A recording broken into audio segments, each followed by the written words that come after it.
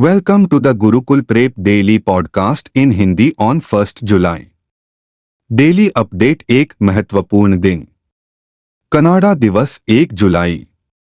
Canada दिवस Canada में एक राष्ट्रीय अवकाश है जो कनाडाई परिसंघ की वर्षगांठ मनाता है। यह हर साल 1 जुलाई को आयोजित किया जाता है और 1867 में उस दिन को चिह्नित करता है जब 3 ब्रिटिश उपनिवेश कनाडा के डोमिनियन बनाने के लिए एकजुट हुए थे। उस दिन 1867 का ब्रिटिश उत्तरी अमेरिका अधिनियम, जिसे अब संविधान अधिनियम 1867 के रूप में जाना जाता है, पारित किया गया था, जिससे 3 अलग अलग उपनिवेशों को एकजुट किया गया। ऊपरी कनाडा, अब ओंटारियो, लोअर कनाडा, अब क्यूबेक, और नोवा स्कोटिया कनाडा नामक ब्रिटिश साम्राज्य के भीतर एक एकल प्रभुत्व बन गया। डेली अपडेट 2 महत्वपूर्ण दिन। राष्ट्रीय चिकित्सक दिवस, भारत 1 जुलाई। चिकित्सकों और अन्य फ्रंटलाइन चिकित्सा कर्मियों के प्रयासों को राष्ट्रीय चिकित्सक दिवस पर मान्यता दी जाती है। पश्चिम बंगाल के पूर्व मुख्यमंत्री, भारत रत्न पुरस्कार प्राप्तकर्ता और भारत में सबसे लोकप्रिय कांग्रेस राजनेताओं में से एक डॉ. बिधान चंद्र रॉय के सम्मान में देश राष्ट्रीय डॉक्टर दिवस मनाता है। उनका जन्म 1 जुलाई 1882 को हुआ था और 1 जुलाई 1962 को 80 वर्ष की आयु में उनका निधन हो गया। भारत में राष्ट्रीय डॉक्टर दिवस उन सभी डॉक्टरों को श्रद्धांजलि के रूप में मनाया जाता है जो मानवता की सेवा के लिए अपना जीवन समर्पित करते हैं, जिसके साथ डॉ. रॉय की स्मृति का सम्मान भी करते हैं। राष्ट्रीय चिकित्सक दिवस के लिए इस वर्ष की theme healing hands, caring hearts है। डेली अपडेट 3 महत्वपूर्ण दिन। चार्टर्ड अकाउंटेंट्स दिवस 1 जुलाई। Institute of chartered accountants of India (ICAI) की स्थापना के उपलक्ष्य में हर साल 1 जुलाई को राष्ट्रीय चार्टर्ड अकाउंटेंट्स दिवस या CA दिवस मनाया जाता है। इसकी वेबसाइट के अनुसार भारतीय चार्टर्ड अकाउंटेंट्स संस्थान एक वैधानिक निकाय है जिसकी स्थापना संसद के एक अधिनियम अर्थात चार्टर्ड अकाउंटेंट्स अधिनियम 1949 का अधिनियम संख्या XXXVII द्वारा देश में चार्टर्ड अकाउंटेंसी के पेशे को विनियमित करने के लिए की गई थी। संस्थान कॉरपोरेट मामलों के मंत्रालय के प्रशासनिक नियंत्रण के तहत कार्य करता है। डेली अपडेट 4 पुस्तकें।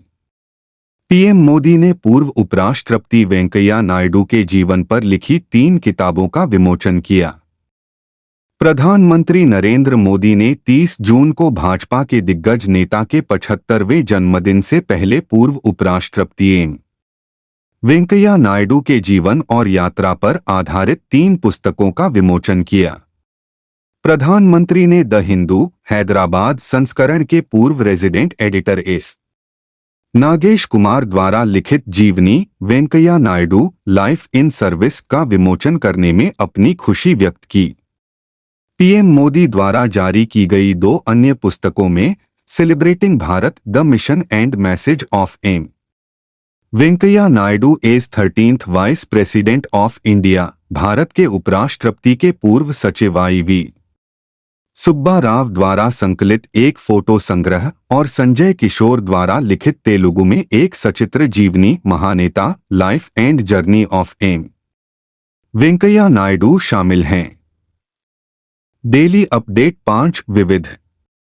रक्षा मंत्रालय ने 2024 के अंत तक 62 छावनी बोर्डों को समाप्त करने का आदेश दिया।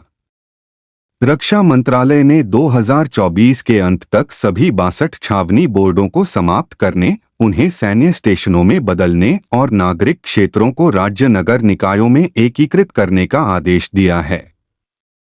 इस निर्णय का उद्देश्य स्थानीय वकालत समूहों और राजनेताओं के गहन प्रयासों के बाद सैन्य बुनियादी ढांचे का आधुनिकीकरण करना और शहरी शासन को बढ़ाना है।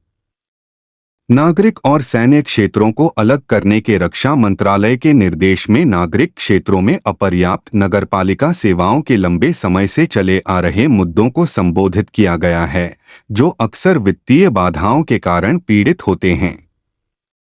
डेली अपडेट 6 राष्ट्रीय 1 जुलाई 2024 से प्रभावी होंगे नए आपराधिक कानून।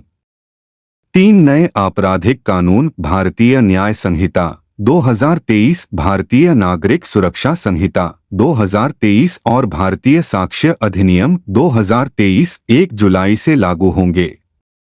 भारत सरकार ने राज्यों और केंद्र शासित प्रदेशों के साथ नियमित बैठकें की हैं और वे नए आपराधिक कानूनों को लागू करने के लिए प्रौद्योगिकी, क्षमता निर्माण और जागरूकता सृजन के मामले में पूरी तरह से तैयार हैं। एक रिपोर्ट में कहा गया है कि ये विधेयक संसद ने पिछले वर्ष शीतकालीन सत्र के दौरान पारित किए थे।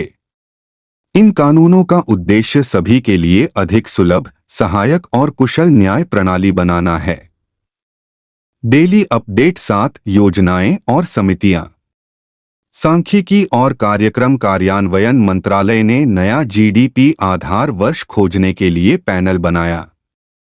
एक आधिकारिक अधिसूचना के अनुसार सांख्यिकी एवं कार्यक्रम क्रियान्वयन मंत्रालय (MoSPI) ने राष्ट्रीय लेखा सांख्यिकी पर 26 सदस्यीय सलाहकार समिति (एक्नास) का गठन किया है, जो जीडीपी आंकड़ों के लिए नए आधार वर्ष की सिफारिश करेगी।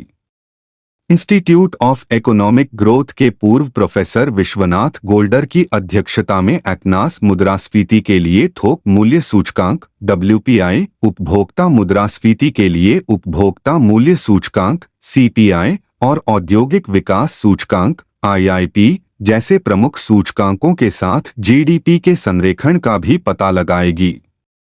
डेली अपडेट 8 योजनाएं और समितियां। आवास मंत्रालय ने स्मार्ट सिटी मिशन की समय सीमा मार्च 2025 तक बढ़ाई। हाल ही में तेलंगाना के मुख्यमंत्री रेवंत रेड्डी द्वारा की गई अपील पर सकारात्मक प्रतिक्रिया देते हुए केंद्र सरकार ने स्मार्ट सिटीज मिशन को मार्च 2025 तक बढ़ा दिया है। मुख्यमंत्री कार्यालय की ओर से जारी एक प्रेस विज्ञप्ति में कहा गया है कि राष्ट्रीय राजधानी के अपने हालिया दौरे के दौरान रेड्डी ने केंद्रीय आवास एवं शहरी मामलों के मंत्री मनोहर लाल खट्टर से मुलाकात की थी और उनसे स्मार्ट सिटी मिशन की समयसीमा जून 2025 तक बढ़ाने का अनुरोध किया था। केंद्र के आधिकारिक पत्र में स्पष्ट किया गया है कि स्वीकृत कार्यों को जारी रखा जाएगा और किसी भी नए कार्य को मंजूरी नहीं दी जाएगी। चल रहे कार्यों के लिए धनराशि इस वर्ष सितंबर तक पहले आओ पहले पाओ के आधार पर जारी की जाएगी। डेली अपडेट 9 राज्य। रेल मंत्री अश्विनी वैष्णव ने कहा कि रेलवे अगले 5 वर्षों में ओडिशा में 1 लाख करोड़ रुपए का निवेश करेगा। रेल मंत्री अश्विनी वैष्णव ने 30 जून को कहा कि अगले 5 वर्षों में ओडिशा में 1 लाख करोड़ रुपए की नई रेलवे परियोजनाएं लागू की जाएंगी। वैष्णव ने हाल ही में हुए लोकसभा चुनावों और ओडिशा विधानसभा चुनावों में चुने गए पार्टी के 20 सांसदों और 78 विधायकों को सम्मानित करने के लिए भुवनेश्वर में ओडिशा भाजपा द्वारा आयोजित एक सम्मान कार्यक्रम को संबोधित करते हुए यह बात कही।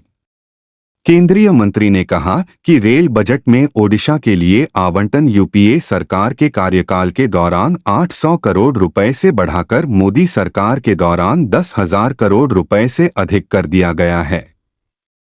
डेली अपडेट 10 शिखर सम्मेलन और सम्मेलन। विदेश मंत्री एस जयशंकर ने दोहा में कतर के पीएम और विदेश मंत्री के साथ वार्ता की। भारत और कतर ने 30 जून को विदेश मंत्री एस जयशंकर की दोहा की 1 दिवसीय आधिकारिक यात्रा के दौरान द्विपक्षीय संबंधों को और बढ़ाने और आपसी हित के मुद्दों पर बातचीत जारी रखने पर चर्चा की। विदेश मंत्री ने प्रधानमंत्री और विदेश मंत्री शेख मोहम्मद बिन अब्दुलरहमान बिन जसीम अल थानी के कतर की राजधानी पहुंचने के तुरंत बाद 30 जून को उनसे बातचीत की। मोदी सरकार के तीसरे कार्यकाल के दौरान विदेश मंत्री जयशंकर की यह तीसरी आधिकारिक यात्रा है। इससे पहले उन्होंने श्रीलंका 20 जून और यूएई 23 जून का दौरा किया था।